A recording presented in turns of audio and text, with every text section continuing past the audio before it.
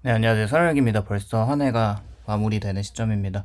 대한민국에는 정말 너무 안 좋은 일들이 가득했던 해이기도 하죠. 이번에 무한항공 여객기 사고는 정말 안타깝고 행복을 빌겠습니다. 또 유가족분들도 빠른 회복이 있기를 기원합니다.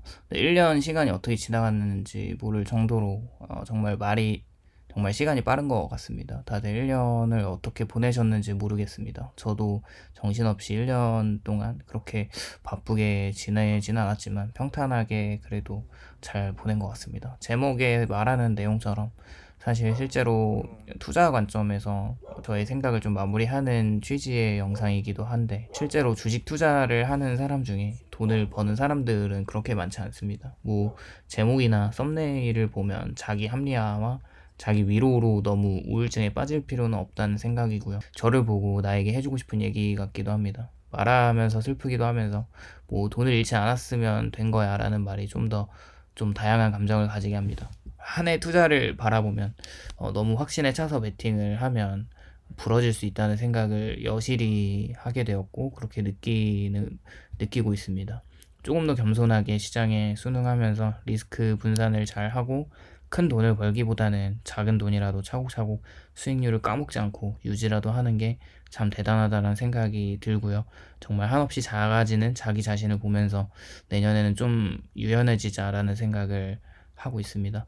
근데 실제로 대한민국 투자자들 중에서 증권 어플을 딱 까놓고 수익률을 보면 빨간불로 수익이 나온 사람들은 그렇게 많지 않다고 합니다. 만약에 있다면 연금 계좌나 ISA 계좌같이 사놓고 묻어두는 계좌나 또 무지성으로 적립식으로 투자하는 사람들 말고 사고팔고 매매 회전율이 높은 사람들은 거의 돈을 까먹고 있다고 생각을 합니다.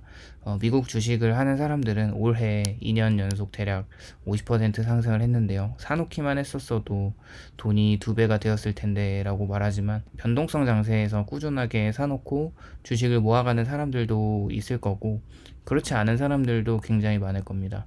특히 알게 모르게 상장 폐지되는 주식들도 많았고, 유상증자를 하는 주식들도 많아서 이제 잘 올라가던 수익률을 한순간에 반납하는 그런 사건들도 많이 있었습니다. 국내 주식에서는 또 빈번하게 발생하는 주주들의 뒤통수를 때리는 지주 회사들도 정말 많이 있고요. 이럴 때일수록 이제 현인들의 명언들이 생각납니다. 특히 워렌 버핏의 명언이 있죠. 주식 투자의 제일 원칙은 돈을 잃지 않는 것이다. 그리고 두 번째는 무조건 그 1원칙을 지키는 것이다. 그게 말처럼 쉽지는 않죠. 수억 원을 번 사람들, 그 수익들을 인증하는 사람들의 계좌를 볼 때 상대적으로 초라해지는 우리들의 모습을 보면 너무 좀 작아지고 그렇잖아요. 또 그렇게 야수의 심장을 가지고 한번 베팅을 해야 그렇게 인생을 역전할 수 있다는 그런 어떤 진리이기도 한데, 그렇게 하면 당연히 그들처럼 될 수 있다고 생각하면서 레버리지를 땡기고 콜옵션과 풋옵션을 마구 사고팔고 돌아다니면서 또 코인판에서 급등하는 코인들을 나름대로의 이유로 사다가 점점 계좌는 높고 이미 그걸 만회하려는 순간 이성은 사라진 이유입니다. 투자에서는 감정을 빼고 투자를 하라는 말이 있기도 하죠. 당연히 그때 알게 모르게 이미 1금융은 막혀있는 마이너스 통장뿐만 아니라 2금융이나 3금융 받을 수 있는 대출을 또 배우자 몰래 다 끌어와서 다시 투자에 도전하지만 이미 꼬여버린 매매 패턴과 뭔가 세상이 나를 이제 보고 있는 억가하는 듯하게 내가 사면 주가가 내려가고 팔면 다시 주가가 올라가는 이상한 과학적 패턴은 또 사람을 미치게 합니다. 그때는 투자가 아니라 도박을 하고 있는 자신을 발견하게 되기도 하죠. 사실 이 채널을 구독한 분들은 거의 이런 분들보다는 지성이 있으신 분들이라고 생각하기에 이 정도까지는 가지 않을까라고 생각합니다. 뭔가 장황하게 또 얘기가 길어졌는데 결론은 생각보다 단순합니다. 너무 포모에 휩쓸려서 자신을 자책할 필요가 없다는 겁니다. 생각보다 주식에 투자할 여유가 없는 사람들도 많이 있어요. 물가가 너무 높고 실물 경제도 안 좋은 상황에서 주담대 대출을 갚는 데만 온 힘을 다하고 또 자기 먹고 싶은 것도 못 먹는 사람들도 많습니다.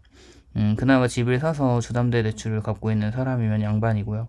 일자리가 없어서 생계 유지가 힘들어 생활비 걱정을 하는 사람들도 많이 있을 거라고 생각합니다. 다들 24년도 너무 고생 많으셨고요. 25년도 다들 화이팅 하시기를 바라겠습니다. 살기 힘든 세상에서 좀 이제 버티다 보면 좋은 일이 있겠죠. 오늘도 시청해 주셔서 감사합니다.